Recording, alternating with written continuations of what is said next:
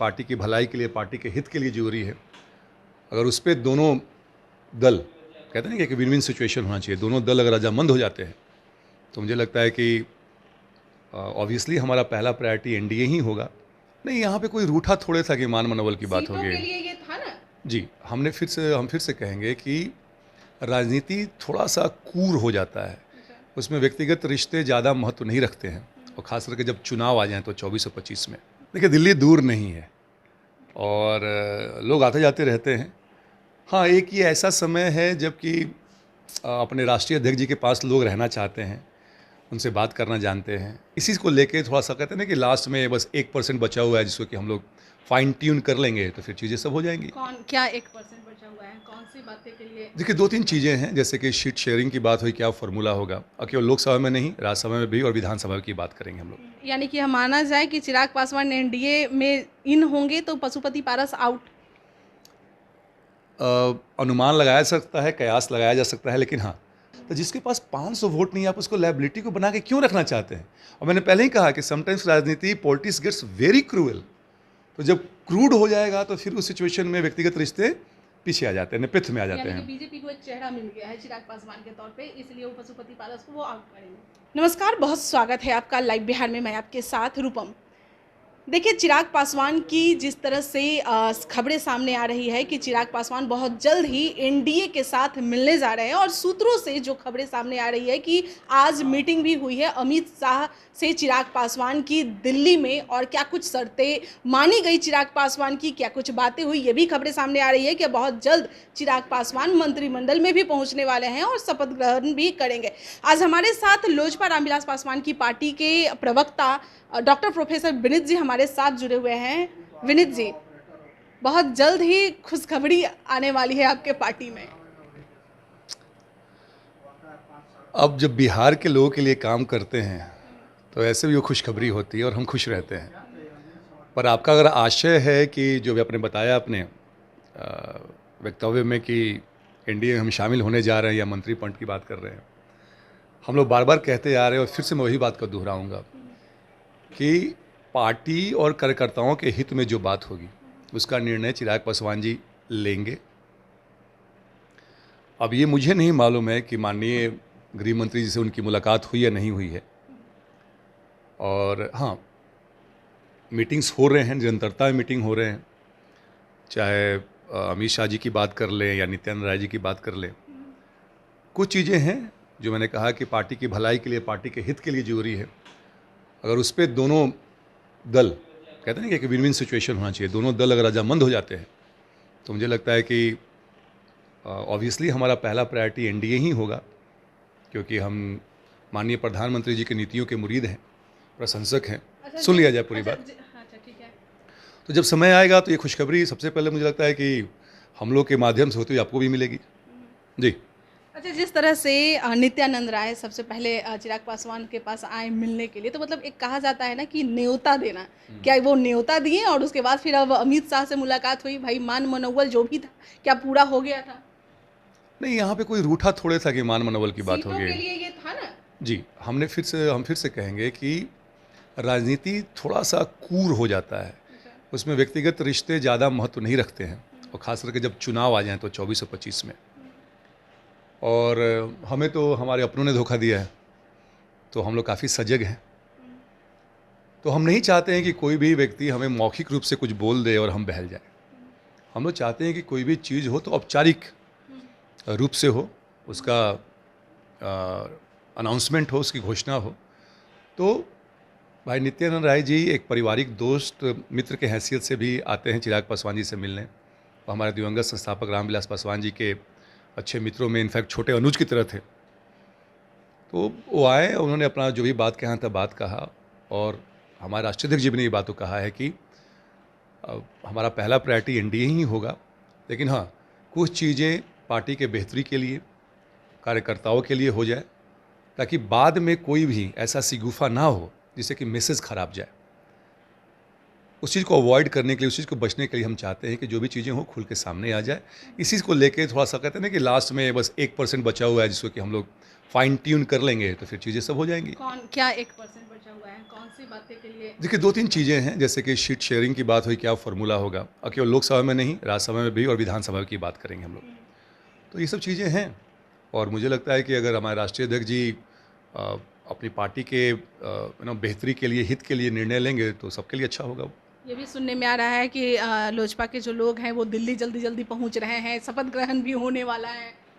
देखिए दिल्ली दूर नहीं है और लोग आते जाते रहते हैं। हाँ, एक ये ऐसा समय है जबकि अपने राष्ट्रीय अध्यक्ष जी के पास लोग रहना चाहते हैं, उनसे बात करना जानते हैं, चाहते हैं, और तो उसी मसले में लोग गए होंगे। हालांकि मैं बिल्कुल श्योर होकर नहीं कह सकता हूं कि आखिर मसला क्या है, क्यों गए हैं, लेकिन हाँ, जब भी कोई दिल्ली जाता है तो इस बात की ज़रूर वो ध्यान रखता है कि जाए तो एक बार अपने राष्ट्रीय अध्यक्ष से मिल ले। वो नेता के प्रति प्रेम है, अपना आदर है।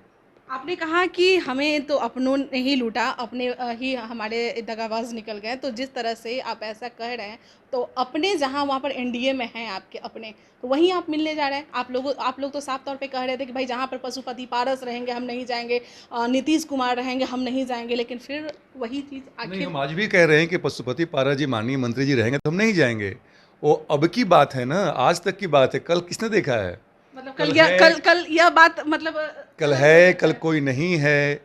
नहीं, हमारा तो रहना है, हम वहाँ रहेंगे, हम हाजीपुर में रहेंगे, जहाँ जहाँ हम लड़े हैं, जहाँ जीते हैं वहाँ रहेंगे हम। तो ये तो तय बात है, कौन रहता है नहीं रहता है वो बीजेपी का अधिकार क्षेत्र है। लेकिन ये बात बिल्कुल सही है कि जहाँ चाचा रहेंगे हम नहीं रहेंगे। यानी कि आपकी एक शर्त यह भी रखी गई होगी बीजेपी के नहीं, पास? शर्त नहीं, मैंने कहा कि पार्टी के हित में, क्योंकि हम जानते हैं और इस सिचुएशन में एनडीए के हित में ऐसे लोग जो पार्टी और परिवार को तोड़ देते हैं। भाई नीतीश कुमार जी के अनुकंपा पर माननीय मंत्री बने थे, वो उनके भी सगे नहीं हुए। तो आगे एनडीए में ऐसी घटना की पुनरावृत्ति ना हो, उसके बचाव के लिए हमने कहा कि भाई उनका रहना उचित नहीं होगा। तो आज तक हैं, कल देखते हैं कल क्या होता है। मतलब यानी कि हम माना जाए कि चिराग पासवान एनडीए में इन होंगे तो पशुपति पारस आउट। अनुमान लगाया जा सकता है, कयास लगाया जा सकता है, लेकिन हाँ, हमने पहले भी कहा था कि जहाँ चाचा रहेंगे वहाँ पे हमारा रहना संभव नहीं है। ये भी कहा जा रहा है कि जो पशुपति पारस की जो मंत्री जो है वही चीज़ मांगा जा रहा है चिराग पासवान से भी। ना चिराग ना, पासवान भी बोल रहे हैं। नहीं नहीं नहीं, ये सब बस कयास लगाए जा रहे हैं। मुझे लगता है कि अगर हमारे राष्ट्रीय अध्यक्ष मंत्री बनते हैं तो फिर मैं कहूँगा कि माननीय प्रधानमंत्री का विशेषाधिकार है, उनका प्रेरोगेटिव है कि वो क्या देते हैं क्या नहीं देते हैं। लेकिन वो तो बात की बात है। पहले जो चीज़ें हैं कि एक बार ज़रा सब चीज़ क्लियर हो जाए, पार्टी हित में दोनों पार्टियों के लिए, दोनों घटक दलों के लिए विन विन सिचुएशन हो जाए, फिर देखेंगे हम लोग। क्या लग रहा है कि बीजेपी यह मानेगी पशुपति पारस को हटाने के लिए, क्योंकि उतने दिनों से बीजेपी के वो साथ में है, दम भर रहे हैं कि भाई हम तो उनके साथ में हैं? रूपम जी, आप कितनी बार हाजीपुर गई हैं बताइए? गए ही हैं। आप गए हैं, और मुझे ये कहने में कोई भी गुरेज नहीं है कि आप आम जन के बीच में रहती हैं।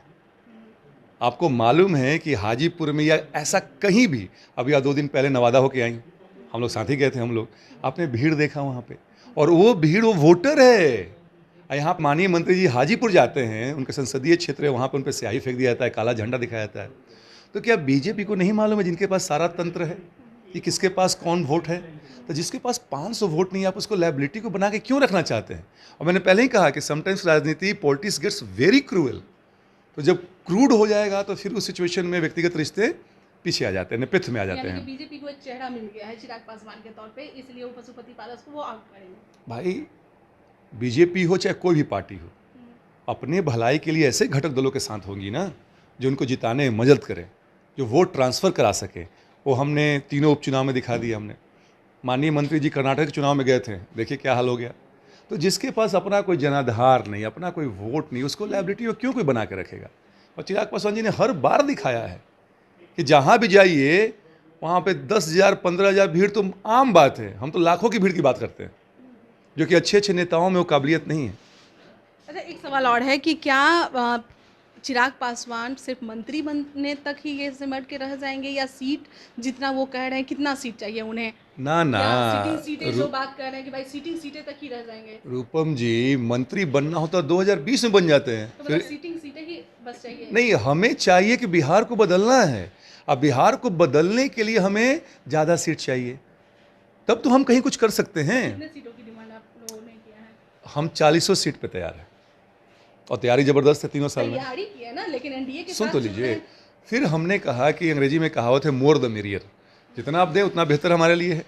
लेकिन जो हमारे ट्रेडिशनल सीट जो हमने पीछे जीता है 2019 में, भाई वो तो हमारे हैं ही ना, उसके बाद की बात की जाए तो बातें चल रही हैं। जब बात एक बार दोनों शीर्ष नेतृत्व पहुंच जाएंगे निष्कर्ष पे, तो रूपम जी आपको बताया जाएगा। तक फाइनल बताइए। ये बहुत हुआ तो 2 से 3 दिन के अंदर में। 2 से 3 दिन जी। के अंदर। चलिए, बहुत बहुत धन्यवाद। देखिए, विनीत जी हमारे साथ जुड़े हुए थे, और जैसा कि जो बातें चल रही है, सीटिंग की बातें चल रही है, सीट की बातें चल रही है, लोकसभा में कितनी सीटें चिराग पासवान को दी जाएगी, ये सारी बातें अभी चल रही है। और एक खास बात ये है कि जैसे ही चिराग पासवान एनडीए के साथ जुड़ते हैं, उसके बाद पशुपति पारस हो सकता है एनडीए के पार्ट वो ना रहें। 2 से 3 दिनों का इंतजार करने के लिए कहा जा रहा है। इंतजार करते हैं, तब तक के लिए बने रहना लाइव बिहार के साथ। धन्यवाद। लाइव बिहार यूट्यूब पर सब्सक्राइब और फेसबुक पर लाइक जरूर करें।